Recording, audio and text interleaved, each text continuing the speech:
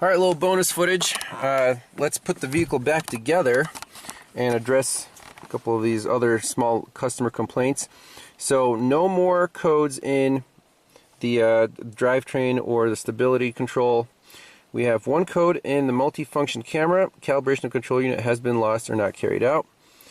Power tailgate control unit trunk lid tailgate control has a malfunction. And what else? Audio says communication with gyro sensor has a malfunction. So 3 codes stored in the entire vehicle. Pretty impressive. Let me screw some of this stuff back together, put the console back on, install the engine computer in the wheel well permanently, button that up. We can take this car for a spin, make sure it runs and shifts, and I think it should be good to go. So here's the trunk. And this is a power trunk. So the button right here, if you pull on it and hold it, you can hear the trunk release, and it popped open.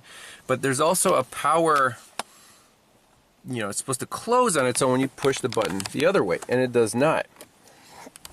So if we go in here, that's the trouble code stored. And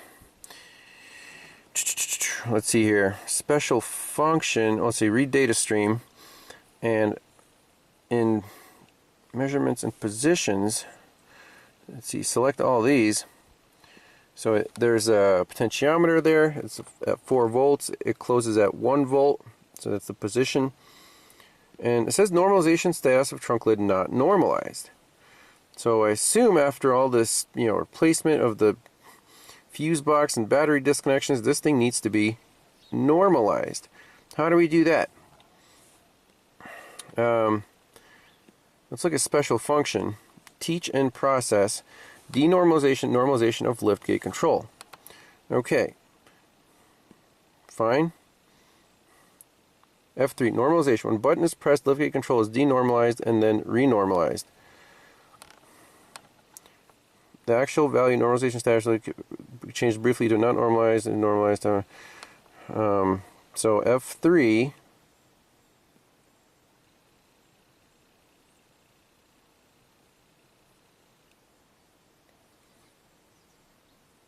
yes. Yes. Was the normalization of the end position successful? No.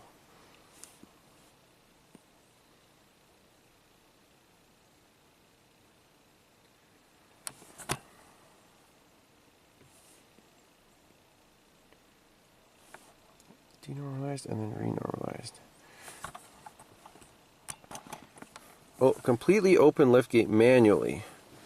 Well, let's see. Definitely open. I mean, is it really hard to close it by yourself?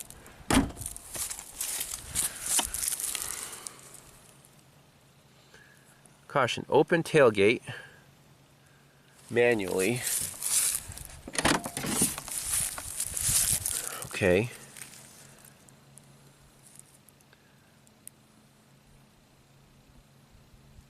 No.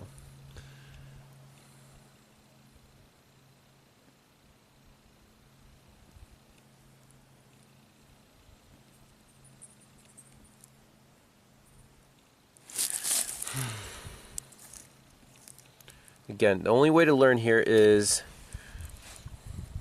try again. Processing, please wait. So interesting. I just closed the trunk lid and we're still at 4.09 volts. It thinks that it's open. Not normalized. Upper end position is 4.09. So we're not getting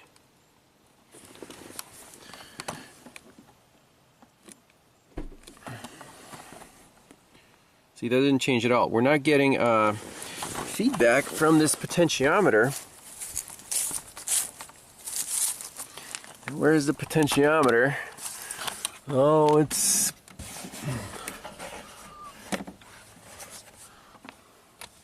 I actually don't know where it is. This must be the little motor.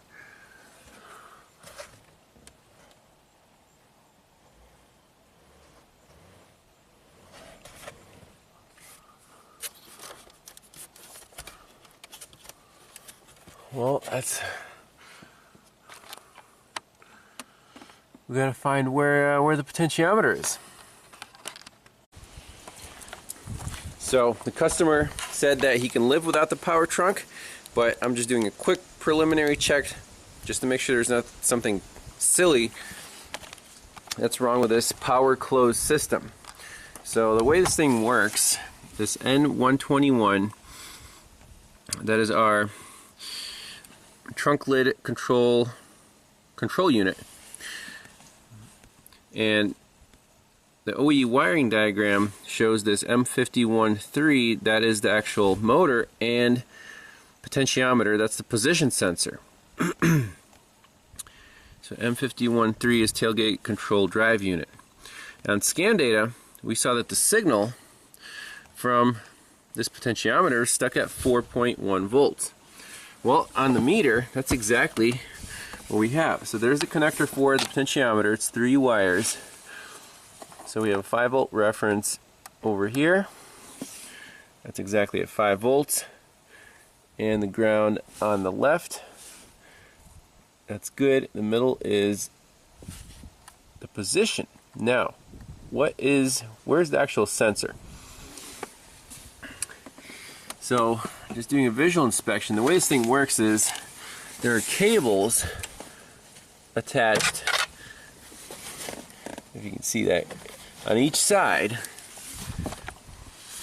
to the hinges,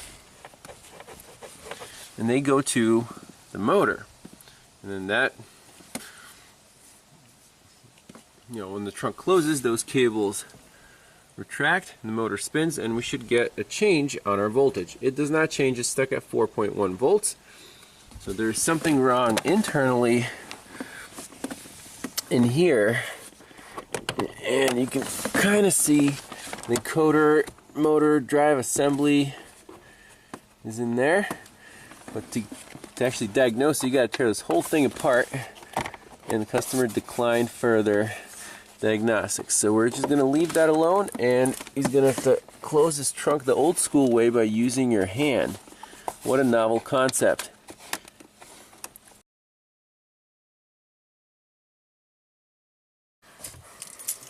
Alright, let's take this beast for a well-deserved spin.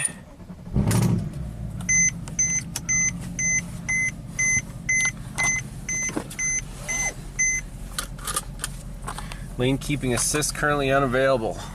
Those little orange thingies will light up.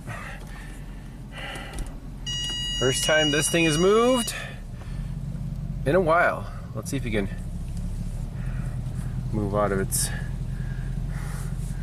spot here.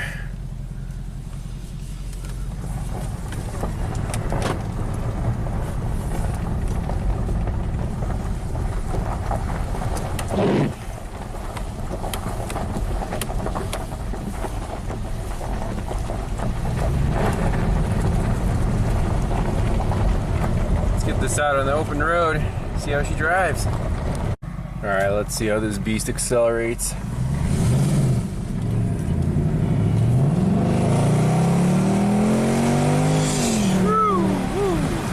Wow.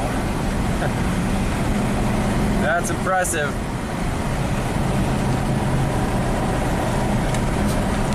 I'd say that's more impressive than the Maserati.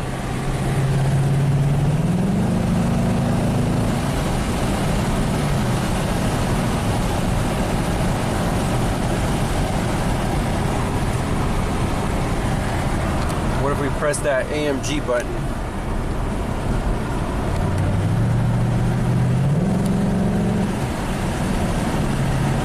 Probably do a burnout.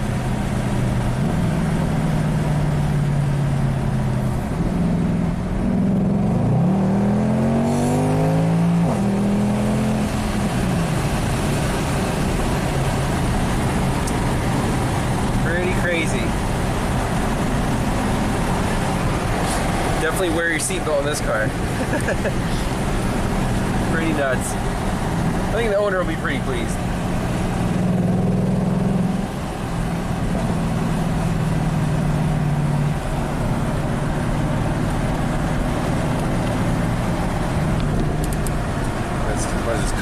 comfort mode.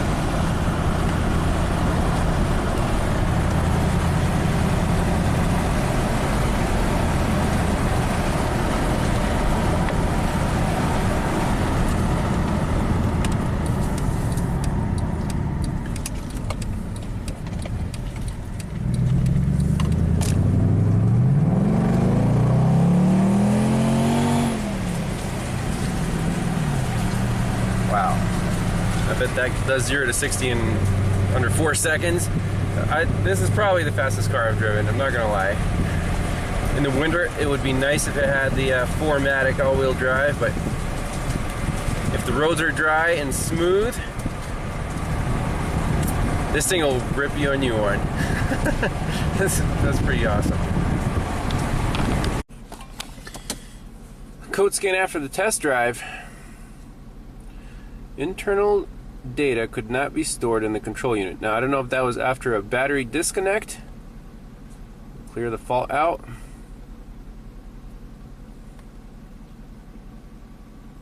Current and stored. I don't know what that means. It was there before, but now the car runs. So, not exactly.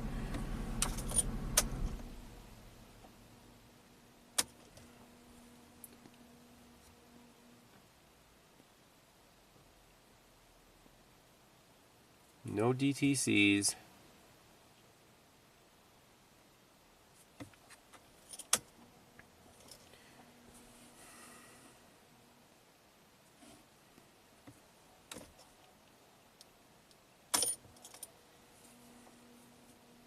Wonder if we can calibrate this camera.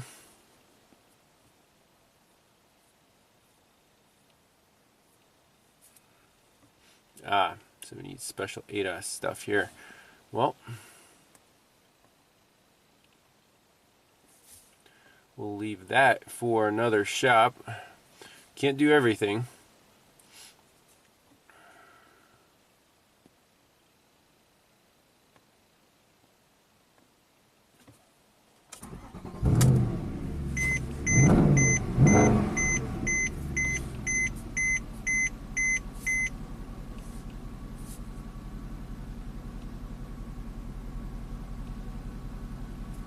So not exactly sure what that was all about. Only remaining problem is this power tailgate. Oh well, here we are. I guess we're not done with this car. So I pull up here, and to put it in park, you just push this button. Doesn't work. This works. This works. The car's off. And the way to, you know, if you can't shift it into park, you just take the key out and it automatically goes into park. When you put the key back in, we're in park. I can shift it out of park.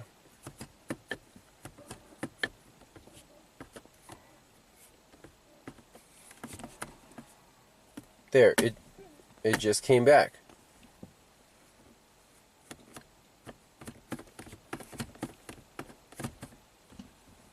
Apply brake to select position.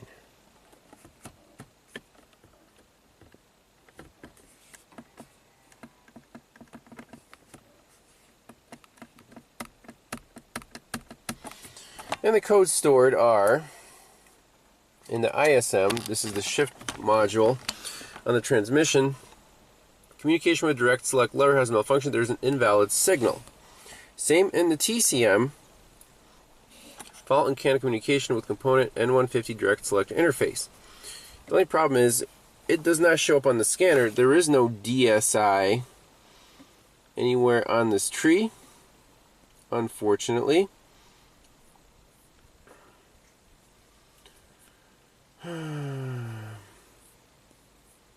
Can't really give this back to the customer like this.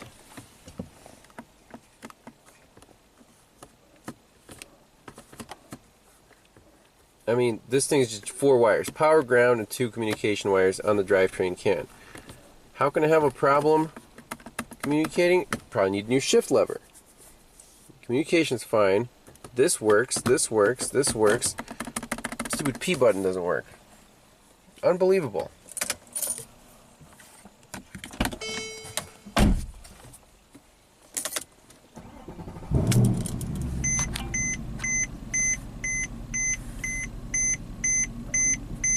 neutral. There's reverse. There's drive. No park. So you can shut the car off, and it will shift into park for you automatically. This is honestly ridiculous. I want to get this car out of here, and so that doesn't work. The radio, customer said that it worked before at some point. Oh, gosh, this thing's driving me nuts. I think Scotty Kilmer is right. Mercedes are huge money pits when they age. It's fun to drive, but it's not fun to deal with crap like this. So it says device unavailable. Can't do anything. Can't tune the stations. It has this iDrive crap. If we shift to, for example, navigation, seems to work.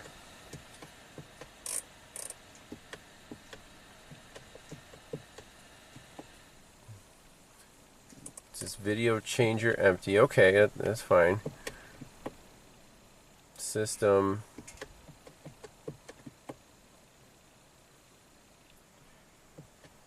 And it just locks up. If you select audio, boom, it just locks up.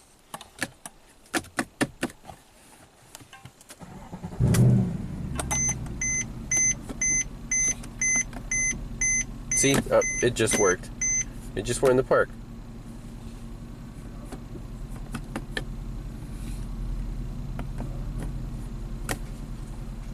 Does this have anything to do with this? No idea.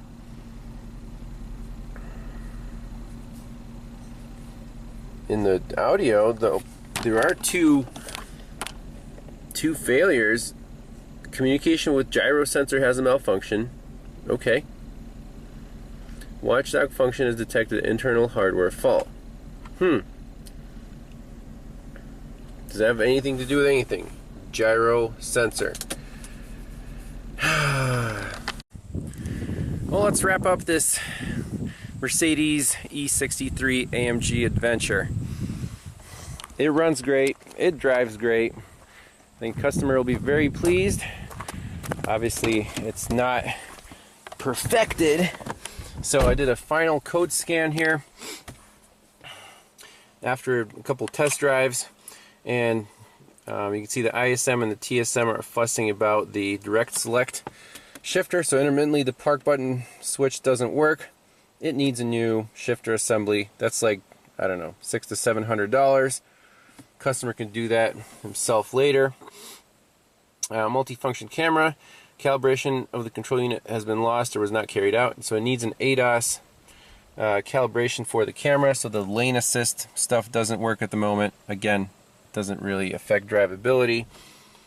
Power tailgate. The remote trunk closing feature doesn't work. It opens on its own, but the closing, you know, we saw the potentiometer there was reading 4 volts all the time, so I think it needs a new motor assembly for that. And the radio, just the tuner doesn't work. The GPS works, you know, the navigation and the Bluetooth stuff, so you can listen to your phone. Again, just common issue. Go on Google, people are like, yeah, I have to take it to the Mercedes dealer. They either reflash it, reprogram it. Again, customer is not worried about that whatsoever. And that's it.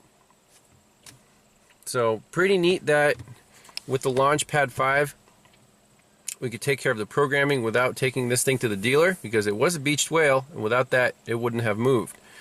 So I'll put a link in the description to that tool. That's the next level up from something like the THINKTOOL Pros. So if this is $1,000, the LaunchPad 5 I think is about $2,000. They might have a sale for Black Friday. Check out the price in, you know, for that tool. But it's still, for how much you can do, that is a bargain. Not a DIY tool per se. This is like getting really you know, high end. I don't really need that kind of capability day to day for diagnostics, but for programming like Mercedes and BMW, you can do that just with a Wi-Fi connection. That's amazing. I'm really impressed by that. Anyways, hope you enjoyed that one. Thanks a lot for watching, and see you next time. Bye-bye.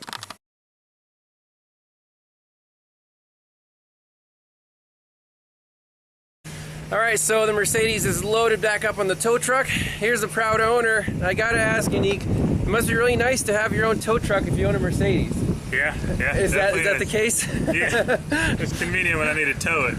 Yeah. Which isn't quite often, but. So, yeah, Unique will let me know how it goes. Absolutely. And what do you think of this whole experience with the dealer and the shops and all that stuff? Skip it, come here, get it done. Yeah. I'm really glad that it worked out, and then I didn't have to take it to the dealer. I thought I might have to for the programming. Yeah. No. And it's up and running, so well, enjoy this beautiful day, and thanks a lot for watching.